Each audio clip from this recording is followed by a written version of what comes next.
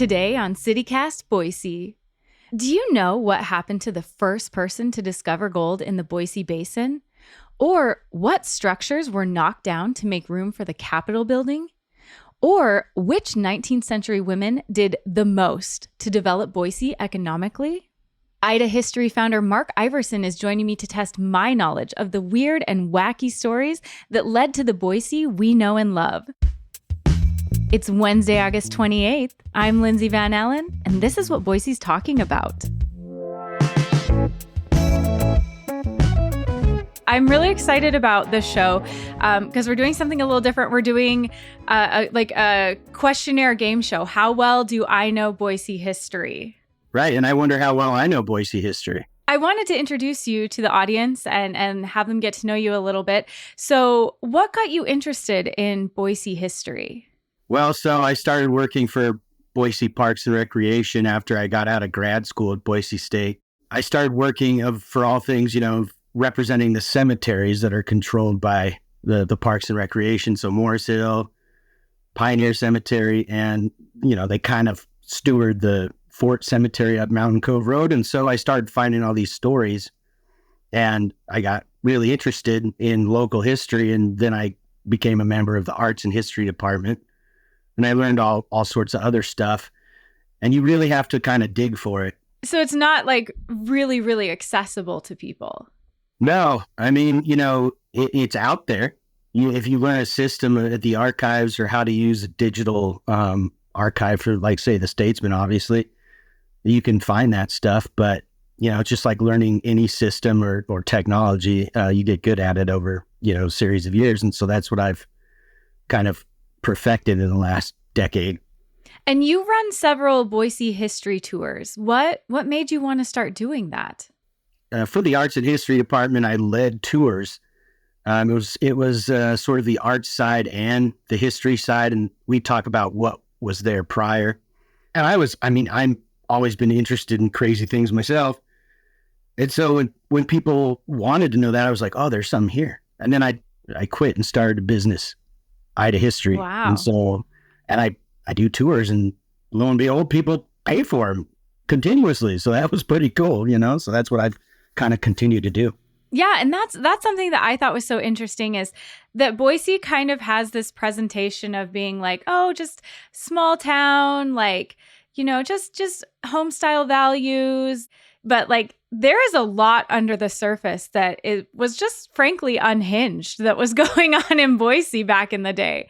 And right. So that's definitely why I wanted to play this game. Let's talk about some of these really wild things that were happening. Oh, for sure. Yeah, I mean, it's endless.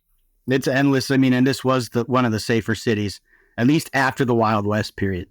All right, well, let's jump in. So just so everyone knows, Mark has prepared some multiple choice questions. I asked for multiple choice because I'm not going to know these people's names, I think.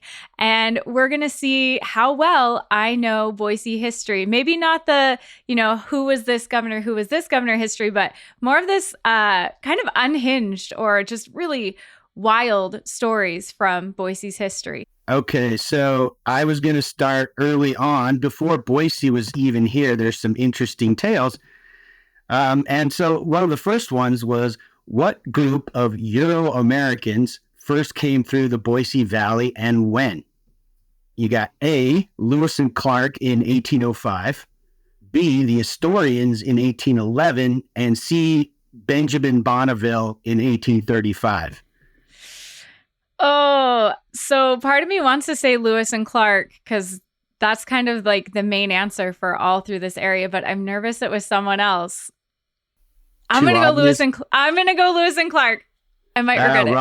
Wrong. Oh. B, the Astorians. So okay, I don't even know who the Astorians are. Well, you've heard of Astoria, Oregon, right? Yeah. In 1811, they're the first group. About 8 guys come through here. First, a guy named Donald McKenzie, and then a guy named William Price Hunt in 1811. They're starving, and they come up and over the crest, like where, Bonneville Point is, and then through what is the Barber area. And the Shoshone feed them some dogs. The Astorians were, a failed fur venture, actually, in the end, but they founded Astoria, Oregon, where the Goonies are famous for. Oh, fascinating. Right. Okay, well, I didn't get that one right. Let's hop to the next one and hope I do a little better. Okay. The next one is, what was the name of the miner who first discovered gold in the Boise Basin on August 2nd, 1862? And the Boise Basin being, where Idaho City is in the surrounding mountainous area. Okay. So A, Moses Splon, B, Clem McSpitty, and C, George Grimes. Okay, the McSpitty name is kind of fun. This again, I'm feeling George Grimes. I'm going to say George Grimes. I hope I'm more right this time. Correct. Oh, yeah. Okay. All right. George Grimes. Thanks, George. Yes. Okay. Yeah. So Grimes Creek is, obviously named after him. Oh, okay. He finds gold on the 2nd. They have a fairly large group, but they're not armed well enough. He's with his other co-leader of this group named Moses Splon. And George Grimes finds this gold, has a prospect hole, and then a few days later, basically, he's shot and killed. Some say by the Shoshone, who definitely didn't want, they knew that when white guys found gold, bad things probably follow. Like they knew there's a network of information. And so anyway, they kind of had to defend themselves for a while and then skedaddle out of there, but not before George Grimes was shot and killed. And they basically kicked him into a prospect hole that he had dug. And he's still up at the top of this mountain, buried up there, the weirdest place for a cemetery, at the top of Grimes Creek, overlooking Garden Valley. And yeah, just on the crest of this ridge is this little cemetery with a few people buried in it, and he's one of them. Wow. So maybe finding gold was not such a win as he thought it would be? No, I guess, I think for that day, he was probably pretty happy and excited and then scared because they were under attack. And so, the rest of his group, they also said that perhaps his partners killed him, but there's no solid evidence, just a lot of smoke, right? But no fire. But they went back to Walla Walla and they ran out of here. And then they came back in force, 100 plus guys, armed to the teeth. And they founded what was called Hoggum, because other miners named that area Hoggum because they were all hogging gold, essentially. But they built kind of a fort out of just logs that they, tipped vertically and, just planted in the ground. And they started mining in that area. And that was called Pioneerville now, in the Basin. This is one of the earliest communities. Okay, jumping back in, I've gotten one right. So I feel really good about the one question I've got right. Let's jump back in and see if I can keep up my 1 out of 2 streak going and can get more questions right. Okay, so next, what group of women most helped Boise City develop economically from 1863 to roughly 1920? A, nuns. B, social reformers. C, prostitutes. Ooh, just because it's on here, it feels like it's going to be prostitutes or sex workers. I know it's historical. I'm not sure. I'm going to say sex workers. Yeah, by today's standard, sex workers. That's it. That's true. I think it's not just Boise history, but in all history, especially in the West, prostitution was a big kind of economic boon to any mining town or mining supply center. And so, here in Boise, you kind of had the period from 1863 to 1888 or so. It was kind of everywhere, right? All over downtown. But after 1890, they pushed it into the alleys, right where City Hall is. It was called Levy's Alley, roughly speaking, from 6th Street. They called it Garrison early on because it went to the fort, and then to 8th Street. And then on the alley that was between Idaho Street and Bannock, that was also one. So like where the Chan Lee building is today with Flying M Coffee, all the way down to 8th. That was where the brothels were. And then you would go into the alley and you would walk up some stairs, always on the 2nd floor, never really on the bottom, and you couldn't access these places from the front. That's where stores were. And so, a lot of the well-known businessmen, and not all of them, but some of them definitely owned these properties and knowingly rented them out to madams and pimps and brothels. So this was a common thing. What are some ways that it helped Boise to develop economically to have these businesses? Well, just the rental properties, the businessmen would make a lot of money off of the rent and then put that into other ventures. Graft really helped fund the police department early on because they didn't have a very good budget. And so illicit activity and the paying of bribes helped large minority of the police department function. Wholesale liquor stores and wine stores would basically sell large quantities of alcohol to the brothels, and then the women would push these drinks onto the johns, and they would make a lot of money that way. I'm 2 for 3. I'm ready for another one. Yeah, you're doing good. So what prompted many of Boise's well-to-do families to move east of town along what was then called Old Hot Springs Road, starting in 1891? So A, they wanted to be closer to the Idaho State Penitentiary. B, they wanted riverfront property. Or C, Boise Artesian Hot and Cold Water Company tapped into the geothermal springs. Ooh, I feel like it's going to be C. I feel like there was some economic boon or something elite there that they wanted. And I think it was the geothermal hot springs. Correct. So most of the wealthy had lived along 9th Street and Grove. They had these beautiful canals and orchards. But then, 1891, they start to develop what is called the natatorium down at the east end of Warm Springs, where Adams Elementary is today. They still have the same pool there, the natatorium swimming pool. That was refinished, but that was basically the hole where they had their geothermal spring. But they had this big edifice that looked like a cathedral just made of wood with a hot springs in it. All sorts of different rooms for like smoking rooms for the gents. But that road, Warm Springs, was called Old Hot Springs Road in the Oregon Trail days and then a little after. Because they knew of the hot springs. The Shoshone had used that. The Bannock had used that as a kind of a religious area right where the old pen is up underneath Table Rock because, you had Table Rock there. But you also, that area was all filled with hot springs. And so they, if there was a wounded warrior, they would go there and either recuperate or die in this spiritual place and be buried up in the hills right above where the old pen is. That whole area is a cemetery. And so, but people knew it was there. And so when they drilled down and they tapped into it, they used it to heat the homes that would be built there in Warm Springs. First home ever heated was the C.W. Morehouse in America with geothermal water. Oh, wow. Right here in Boise?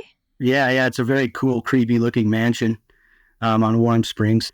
But anyway, and then all these other mansions started to develop and continue, even till today, that guy who built a castle like a decade ago out there on that property. Wow. Yeah. I was going to say the Boise Castle. Right. It's a good one. Okay. What was cleared to make room for the Idaho State Capitol starting around 1908? A schoolhouse, A. B, the old Capitol building. C, a residential neighborhood. Ooh. A schoolhouse would be poetic considering how a lot of our legislators feel about education right now. I'm going to say a residential neighborhood because really, if they just took out people's houses for the Capitol, also there's something just ironic about that. So I'm going to go with residential neighborhood. You're actually partially correct. This was a trick question. Oh, no. Okay. It's all three. Oh, my gosh. Yeah. Well, that makes sense, I guess. Yeah, I set you up. I'm sorry. Partial credit. I'll give partial credit. Where the lawn is and the west side of the west, I don't want to say branch, but wing of the Capitol is, that used to be the first central school building. It was a cool looking building. It had like a cupola at the top with a bell in it. Very, it had some wood on it. It was very pretty. Anyway, that was the first schoolhouse, which they then moved. And there was another, the Central Schoolhouse number 2 was put in back on 7th Street, basically behind the Capitol. And then where the basically the east wing was, that was where you had the first Capitol. The territorial Capitol built in 1884. And basically it was, there's pictures of the old Capitol right next to the new Capitol as they're building the cupola of the new Capitol. And before they tore down the old one. And so, they're very different building. I think one's Norman architecture, very kind of big, kind of dominating architecture. And then, the Capitol is more rounded and whatnot. But one funny thing about the old Capitol building is that there was no toilet. There was no plumbing whatsoever. So during the middle of meetings and, legislative sessions, they'd have to, pause things so people could go to the bathroom, and they'd be in there for a long time sometimes. So it was kind of funny that that's where, it was this beautiful looking building, but there was no commode. And then right where the park is in front, I think it's Andrus Park now, but Capitol Park, that was all residential neighborhood, right? And before it was a residential neighborhood, it was just sagebrush. And so there are stories of, when legislators are going to their session, there are cows grazing, there's livestock right out in front of the Capitol. It was one of the earliest photos date back to 1882. That sounds very Western. The cows and the legislators. It was. And there's, part of Boise's history is just trying to Eastern themselves up. They're basically trying to establish an actual functioning town, and they did, out of a very rustic and rough beginning. But I guess that's the story of most towns. Okay, I haven't been keeping track, but I think I've gotten a few. I'm like halvesies for my Boise history. I have like half of them. I think that's pretty good. You're a solid. Yes. All right. I gave you a trick question though, so that doesn't count. Maybe you got that one right. What more than anything led to the development of Boise's first suburbs? A, barbed wire, B, refrigeration, or C, streetcar lines? Ooh, logical me wants to say streetcar lines, but I think it'd be fun if the answer was barbed wire. I'm going to go with streetcar lines. Correct. Oh, all right. Okay. The streetcar lines, Richmond, Virginia was the first one in 1881. And then, 10 years later, we had basically the second one, and it went down to the natatorium on now Warm Springs. But that was the beginning of something where you had suburbs developing. The Arnold's Edition started in 1882, but, it didn't continue. And then when you get streetcar service, it starts to develop. And then the Residue Edition, and then the rest of the North End, Hyde Park, as these branches of these tracks go out throughout the Boise Valley, you get settlement, right? And so you had a lot of businessmen, that would basically invest in the streetcar lines as it went down Old Valley Road, which is now State Street, and they would sell off portions of their property that they owned out there. And that's how they made their money off of the property. So financing the streetcars was just a way to sell their subdivided lands. So as it was more convenient for people to live further away from the center of town, then we began to get the suburbs here. Right. And so that's, Eagle really started to develop after the birth of the streetcar service. And so you get Eagle, which it wasn't Eagle, but before, 1903 or 4. But you had the development of downtown Eagle when the trolley came right down Old State Street, and people would talk about how urbanites would go out to Eagle and shoot, ducks on Eagle Island, and Eagleites, suburbanites would go down into Boise for a day on the town, and so people would ride what became the Boise Valley Loop or interurban all the way out to Caldwell, and then you could ride it back through Ustick and the Boise Bench and then back down into town. And so it was this huge kind of development for the area that lasted until 1928 when buses came, to be used dominantly. Okay, so you teased me with a question about the last president who came to Boise. I definitely want to make sure we get to that one. I am interested in when the last president came to Boise. It's been a while. Well, it wasn't like the last, I think we had Obama and I forget who else came here, but, I would say arguably our greatest president. I don't know. Oh, okay. Okay. Is that a clue? Oh, shoot, it probably is, but I'll ask you anyway. So what president basically came back or out here in 1937, and why did he come? And so I first said A, Calvin Coolidge for fly fishing, B, Herbert Hoover to inspect the Capitol, or C, FDR to tour WPA projects from the New Deal that were completed in Boise. Okay, the president in 1937 would have been FDR.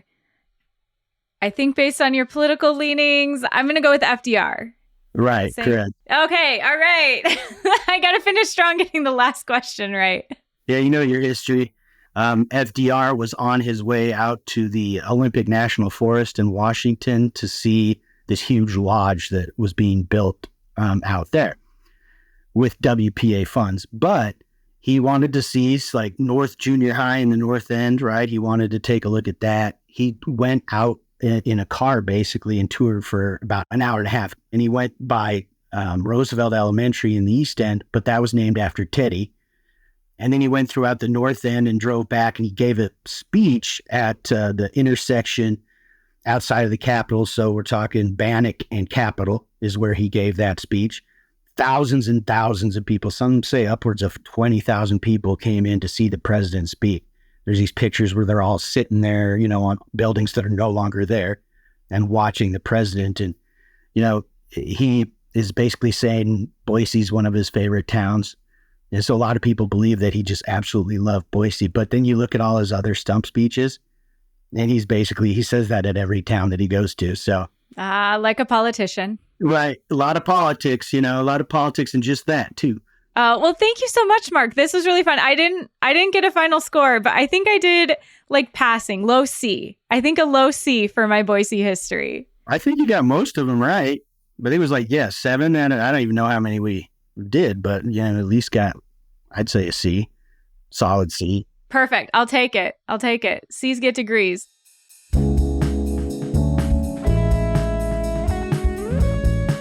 That's all for today here on CityCast Boise. If you enjoyed the show, why not tell a friend about us? We'll be back tomorrow morning with everything you need to know about an FBI investigation into a local religious sect. You won't want to miss it.